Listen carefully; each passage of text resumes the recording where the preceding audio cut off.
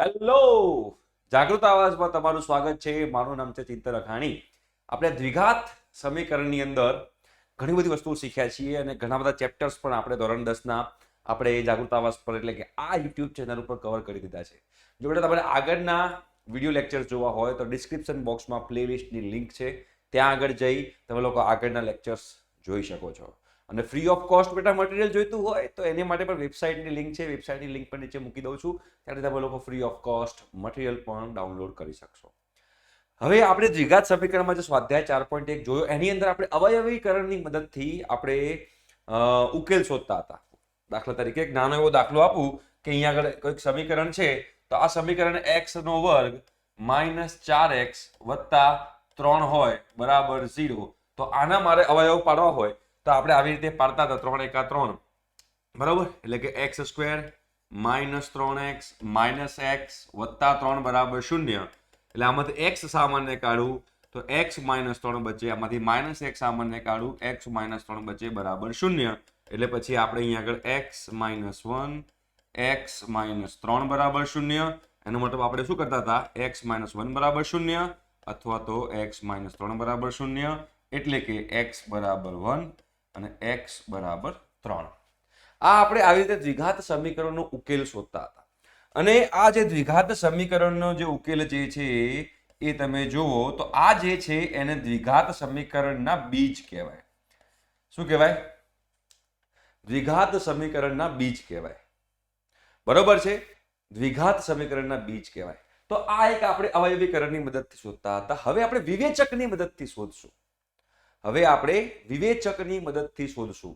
તો વિવેચકની મદદથી શોધવા માટે આપણને એક જે વ્યાપક સ્વરૂપ છે બેટા દ્વિઘાત સમીકરણનું, એ દ્વિઘાત સમીકરણનું વ્યાપક સ્વરૂપ શું છે પહેલા સમજીએ.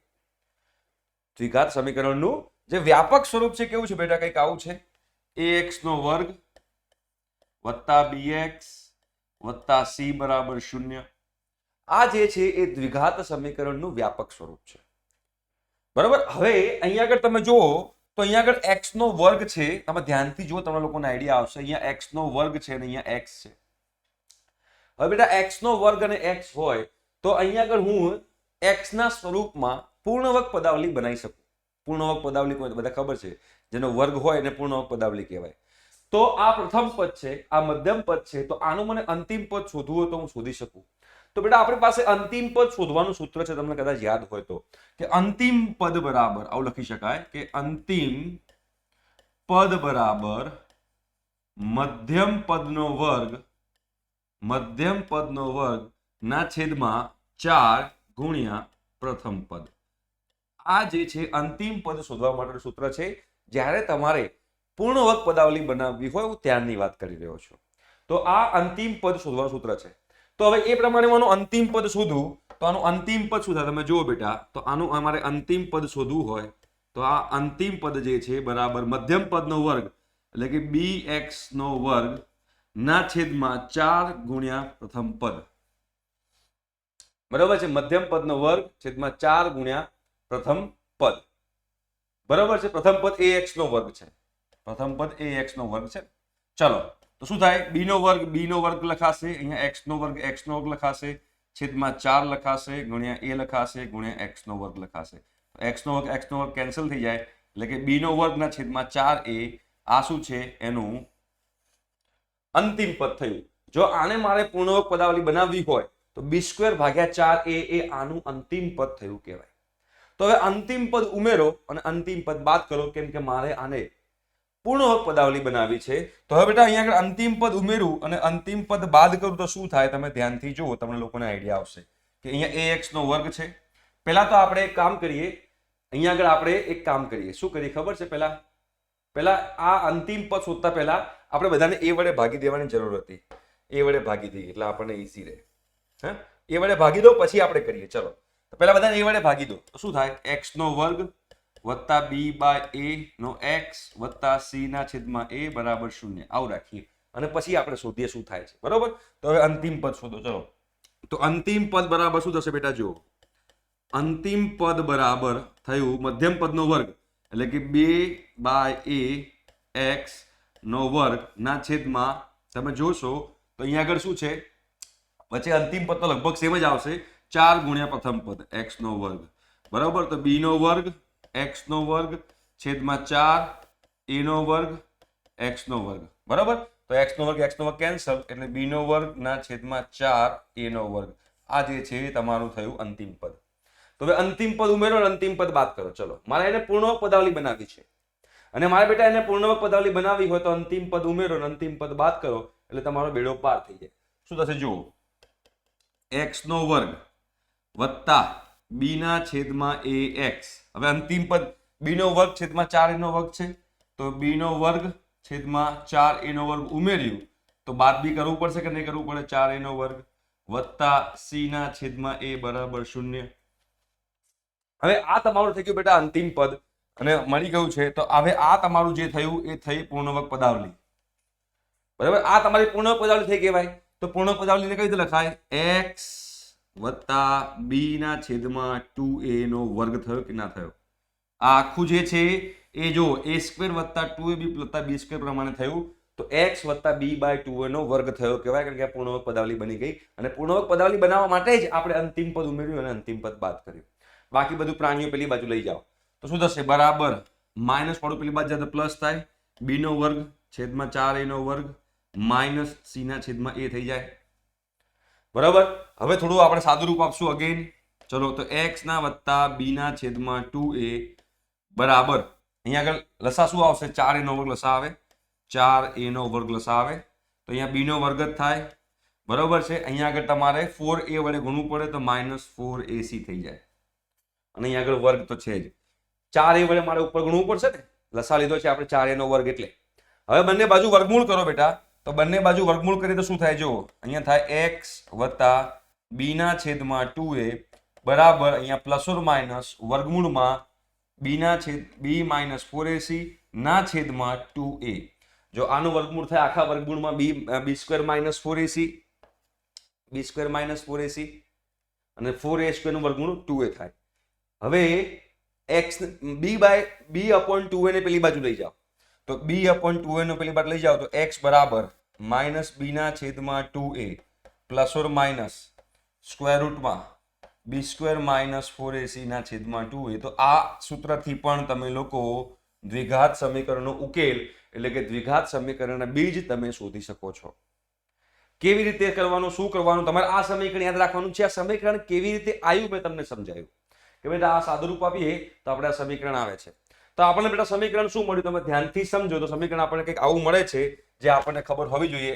x બરાબર શું છે જો, નીચે તો 2a સરખા જ છે, 2a સરખા હોય મતલબ કે એલસીએમ લસા જે છે લસા સરખો જ છે. તો minus b plus or minus વર્ગમૂળમાં b સ્ક્વેર માઇનસ 4ac ના છેદમાં 2a. આ મને x નું મૂલ્ય મળ્યું. એટલે કે બે બીજ મળશે. જો એકવાર પ્લસ લઈને શોધો અને એકવાર માઇનસ લઈને શોધો તો તમને બે બીજ મળી જશે. તો ફોર એક્ઝામ્પલ આપણે પેલો જે એક્ઝામ્પલ છે જોઈએ, જે મેં આગળ તમને એક્ઝામ્પલ કરીને બતાવ્યો. કયો એક્ઝામ્પલ કરીને બતાવ્યો કે બેટા કંઈક એક્ઝામ્પલ હતો x square minus 4x plus 3. ધારો કે આ છે x square minus 4x plus 3 બરાબર 0. આપણે આના અવયવ પાડે ત્યાં તો x માઇનસ 3 ડાયરેક્ટ કરું છું અત્યારે બરાબર 0 એટલે કે x બરાબર 3 અને x બરાબર 1 મળતું હતું જેને આપણે એના બીજ કહીએ છીએ બરોબર. તો હવે અહીંયા આ તમારે આવી રીતે અવયવથી ના શોધવા હોય તો તમે આ સૂત્રની મદદથી પણ શોધી શકો છો. અને જ્યારે તમે આ સૂત્રની મદદથી તમે શોધતા હો તો પણ જવાબ તો તમારો સેમ જ આવશે. ધારો કે હવે આના જ મારે બીજ શોધવા છે પણ આ સમીકરણની મદદથી શોધવાના છે તો આને સરખાવો. જે દ્વિઘાત સમીકરણનું વ્યાપક સ્વરૂપ છે એની જોડે સરખાવો ax નો વર્ગ વત્તા bx વત્તા c બરાબર 0. તો તમે આની જોડે સરખાવો તો a બરાબર શું છે 1 છે, b બરાબર -4 છે અને c બરાબર 3 છે. જો c બરાબર 3 છે, b બરાબર -4 છે અને a બરાબર 1 છે. બસ તો અહીંયા મૂકી દો, તમે લોકોને આન્સર આવશે. તો આપણે બે બીજ મળવાના છે તો એકવાર પ્લસ લઈ લઈએ એકવાર માઇનસ લઈ લઈએ. તો માઇનસ b એકવારમાં પ્લસ લઈ લઈએ તો પ્લસ વર્ગમૂળમાં b સ્ક્વેર માઇનસ 4ac ના છેદમાં 2a અને એકવાર માઇનસ લઈ લો તો x બરાબર -b માઇનસ વર્ગમૂળમાં b સ્ક્વેર માઇનસ 4ac ના છેદમાં 2a બરોબર. એકવાર પ્લસ લઈને એકવાર માઇનસ લઈને શોધો તો તમારા બંને આન્સર આવશે 3 અને 1 બરોબર. તો ચલો પ્લસ અને માઇનસ બંને માટે લઈને આપણે શોધીએ અને જોઈએ કે જવાબ સેમ આવે છે કે નહીં. તો x બરાબર માઇનસ બી, બી -4 છે તો -4, માઇનસ બી છે ને માઇનસ બી તો માઇનસ બી -4 છે પ્લસ વર્ગમૂળમાં બી સ્ક્વેર, બી નો સ્ક્વેર 16 થાય બરાબર છે -4, એ શું છે એ તમારો 1 છે અને સી 3 છે બરાબર, છેદમાં 2 ગુણ્યા એ તો 1 જ છે. ચલો હવે સાદુરૂપ આપો, x બરાબર માઇનસ માઇનસ પ્લસ 4 થઈ જાય પ્લસ વર્ગમૂળમાં ધ્યાન રાખજો 4 તરી 12, 16 - 12 4, વર્ગમૂળમાં 4 ના છેદમાં 2 તો x બરાબર 4 પ્લસ વર્ગમૂળમાં 4 2 થાય ના છેદમાં 2 એટલે કે 6 ના છેદમાં 2 એટલે કે એક મૂલ્ય આવ્યું 3 જે આવે બરાબર છે. અને બીજું મૂલ્ય તમે માઇનસ લઈને શોધો બેટા. હવે તમે બીજું મૂલ્ય માઇનસ લઈને શોધશો એટલે અહીંયા ખાલી બધું એનું એ રહેશે, ખાલી પ્લસ ની જગ્યાએ માઇનસ થઈ જશે અહીંયા આગળ. તો બીજું મૂલ્ય શું થાય, x બરાબર અહીંયા પ્લસ ની જગ્યાએ માઇનસ 4 - 2 ના છેદમાં 2 એટલે કે 2 ના છેદમાં 2 એટલે કે 1. તો જો એક જ આ સમીકરણની મદદથી મેં x ના બે મૂલ્ય શોધ્યા અને અવયવીકરણની મદદથી પણ મેં બે મૂલ્ય શોધ્યા. એનો મતલબ એમ થયો કે જ્યારે બેટા દ્વિઘાત સમીકરણ હોય તો દ્વિઘાત સમીકરણના જે ઉકેલ છે જેને આપણે બીજ કહીએ છીએ એ બીજ શોધવાની બે રીત છે. એક રીત છે અવયવીકરણની મદદથી અને એક જે છે એ વિવેચકની મદદથી. એમાં જે વર્ગમૂળમાં b² - 4ac જે છે એ વર્ગમૂળમાં b² - 4ac ને આપણે વિવેચક કહીએ છીએ બરાબર બેટા. આને આપણે શું કહીએ છીએ, વિવેચક. આપણે આને વિવેચક કહીએ છીએ બરાબર. હવે આના પરથી આપણને એ પણ ખબર પડે કે બીજોના સ્વરૂપ કેવા હશે. બીજોના સ્વરૂપ કેવા હશે એનો મતલબ શું છે તમને એ પણ સમજાવવાનો પ્રયત્ન કરું એટલે તમને લોકોને આઈડિયા આવે. જો આપણને ખબર છે કે બીજ કઈ રીતે શોધાય છે, બીજ x બરાબર શોધાય છે -b પ્લસ અથવા માઇનસ વર્ગમૂળમાં b² - 4ac ના છેદમાં 2a. આની મદદથી આપણે બીજો શોધીએ છીએ બરોબર. પણ અહીંયાથી મને એ પણ ખબર પડશે કે બીજો કેવા મળશે. જો b² - 4ac નું મૂલ્ય 0 કરતા મોટું હોય, b² - 4ac નું મૂલ્ય 0 કરતા મોટું હોય, જો 0 કરતા મોટું હતું જો તો અહીંયા જો 0 કરતા મોટું b² - 4ac નું મૂલ્ય 2 આવે છે. જો 2 આવે છે અહીંયા જો b² - 4ac મૂકો છો તો 2 આન્સર આવે. તો 0 કરતા મોટો આવ્યો, તો 0 કરતા મોટો આવે તો જે બે બીજો આવે છે એ બંને બીજો ભિન્ન આવે છે. વાસ્તવિક સંખ્યા આવે છે અને ભિન્ન આવશે બરોબર, સરખા બીજ નહીં આવે. તો જ્યારે b² - 4ac નું મૂલ્ય 0 કરતા મોટું હોય ત્યારે બે ભિન્ન વાસ્તવિક બીજો મળે. બે ભિન્ન વાસ્તવિક બીજો મળે. બે ભિન્ન વાસ્તવિક બીજો મળશે, અલગ અલગ, કોઈ સરખા નહીં મળે. પણ જો b² - 4ac નું મૂલ્ય 0 હોય, આને હું 0 કરી દઉં તો -b/2 જ રહે. 0 કરી દો, ધારો કે હું એક એક્ઝામ્પલ લઉં તમને લોકોને આઈડિયા આવશે. અહીંયા આગળ હું બીજું એક એક્ઝામ્પલ લઉં છું જેના કારણે તમને લોકોને આઈડિયા આવશે કે આવું છે બેટા, x² - 4x + 4 બરાબર 0. આના મારે બે બીજ શોધવા છે. તો ચલો અહીંયા આને સરખાવો, ax² + bx + c બરાબર 0. આને સરખાવો આને તો શું થાય તમારે જો a બરાબર 1 થાય, b બરાબર -4 થાય ને c બરાબર 4 થાય.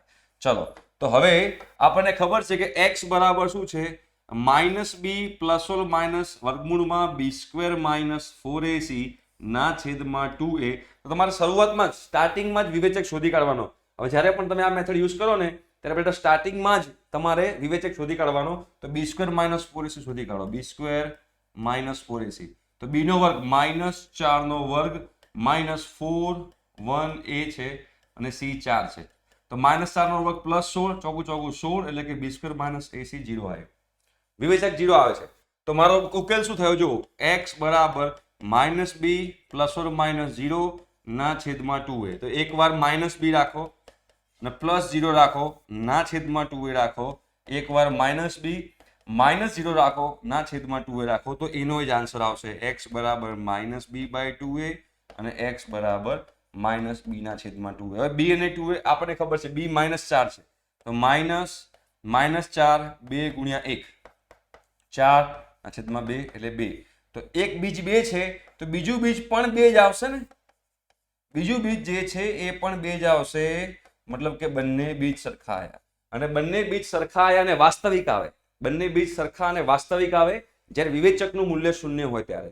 તો અહીંયા આગળ હું બેટા એવું પણ લખી શકું કે જ્યારે b² - 4ac નું મૂલ્ય એ બરાબર 0 હોય તો બે સમાન વાસ્તવિક બીજ મળે. સમાન વાસ્તવિક બીજ મળે. બે સમાન વાસ્તવિક બીજ મળે બેટા જ્યારે વિવેચકનું મૂલ્ય 0 હોય ત્યારે. અને જો b² - 4ac નું મૂલ્ય 0 કરતા નાનું હોય તો શું થાય? તો જો 0 કરતા નાનું હોય, ધારો કે b² - 4ac નું મૂલ્ય -3 આવ્યું, એવું માનીએ કે b² - 4ac નું મૂલ્ય -3 આવ્યું, તો તમારે -3 ને વર્ગમૂળમાં મૂકવું પડે, એટલે કે વર્ગમૂળમાં -3 કરવું પડે. અને જ્યારે ઋણ સંખ્યા હોય અને ઋણ સંખ્યાનું વર્ગમૂળ કરીએ તો ક્યારે આપણને વાસ્તવિક સંખ્યા ન મળે.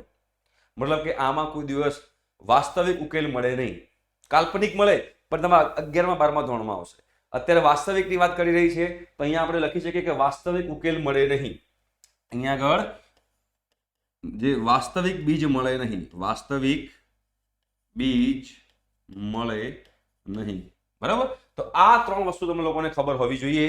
જ્યારે પણ આપણે વિવેચકની મદદથી દાખલો ગણતા હોઈએ ત્યારે આપણને આ ત્રણ વસ્તુ ખબર હોવી જોઈએ કે b² - 4ac નું મૂલ્ય 0 કરતા મોટું હોય તો વાસ્તવિક બીજ મળે અને ભિન્ન બીજ મળે. b² - 4ac નું મૂલ્ય 0 હોય તો વાસ્તવિક બીજ મળે પણ બંને સમાન બીજ મળે. અને b² - 4ac નું મૂલ્ય 0 કરતા નાનું હોય તો કોઈ દિવસ વાસ્તવિક બીજ મળે નહીં. બરાબર છે?